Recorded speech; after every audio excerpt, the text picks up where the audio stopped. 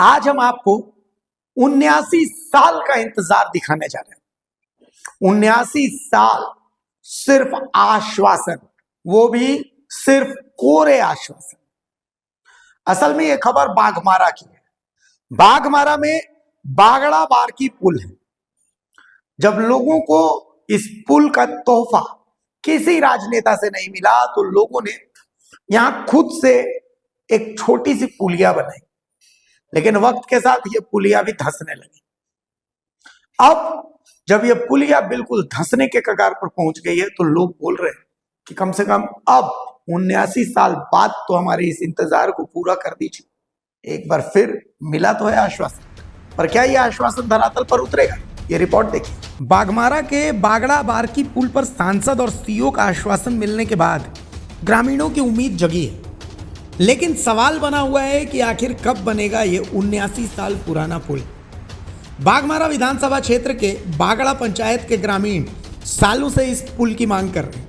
गांव के बच्चे, महिलाएं और बुजुर्ग रोजाना जान जोखिम में डालकर जोरिया पार करते हैं। बारिश के मौसम में ये रास्ता बहुत खतरनाक हो जाता है।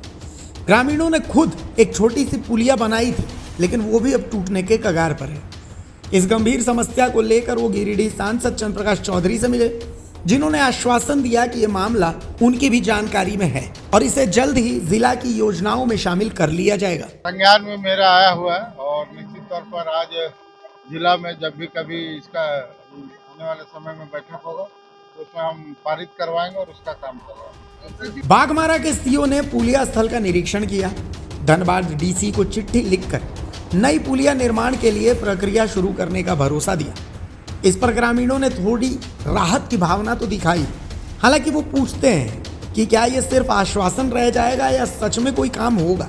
वहाँ जो प्रोग्राम हुआ था बांगड़ा ग्राम पंचायत में, वहाँ कुछ लोग हमें ये बताया कि बांगड़ा और बारकी के बीच में, बारकी जोड़िया में, वहाँ एक पुलिया जो है क्षतिग्रस्त है और निजी कोष से कोई बनाए थे।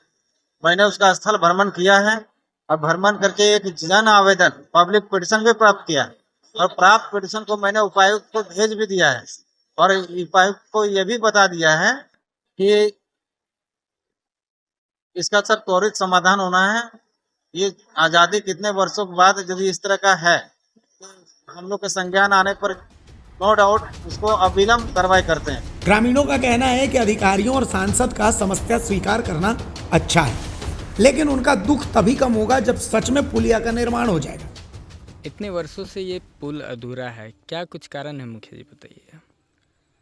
ये तो आपके चैनल के माध्यम से सभी लोगों को पहले मेरा जोहार। और ये पुल अधूरा रहने के कारण है कि हमारे जो बड़े जनप्रतिनिधि है, हमारे सांसद विधायक, शायद उनके कानों तक या फिर उनकी आंखों तक ये नज़ारा नहीं जा पा रहा है। तो आपके चैनल के माध्यम से शायद वो देख सके कि ये कितना बड़ा मुश्किल बना हुआ है। और बारकी और बागड़ा को जोड़ने के का जो मुख्य पथ है, सोचिए कि ये पुल अगर बाधित है तो जब भी बरसात होता है ना तो यहाँ से एकदम पूरा वहाँ तक पानी भरा हुआ रहता है। तो इसमें बच्चा लोग का, छोटे छोटे बच्चा लोग जो पढ़ाई करने के लिए स्कूल जाते हैं, जो पीडीएस का सामान लेने के लिए बुजुर्ग लोग, सभी लोग को जाना पड़ता है इस पार। तो काफ़ी ज़्यादा मुश्किलों का सामना करना पड़ता है। बाइक तो छोड़ ही दीजिए, पैदल भी आदमी नहीं पार हो सकता है। सोचिए कि कपड़ा रख के उन लोगों को इस पार में, फिर उस पार में जाके चेंज करके फिर जाना पड़ता है। तो सोचिए कि हमारा देश आज़ाद हुआ इतना साल हो गया और अभी भी ये स्थिति है कि कपड़े रख के जाना पड़े इस पार से उस पार नदी पार होने के लिए।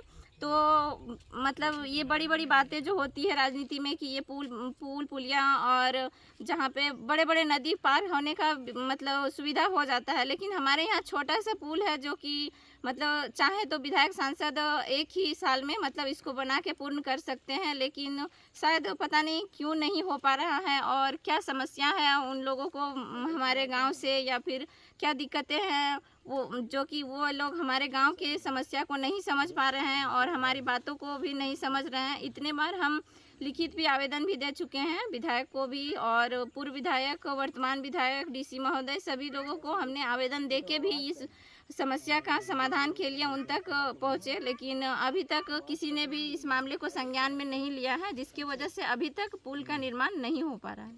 कितने की आबादी प्रभावित है इस निर्माण से? इससे मतलब 5-6 हज़ार आबादी।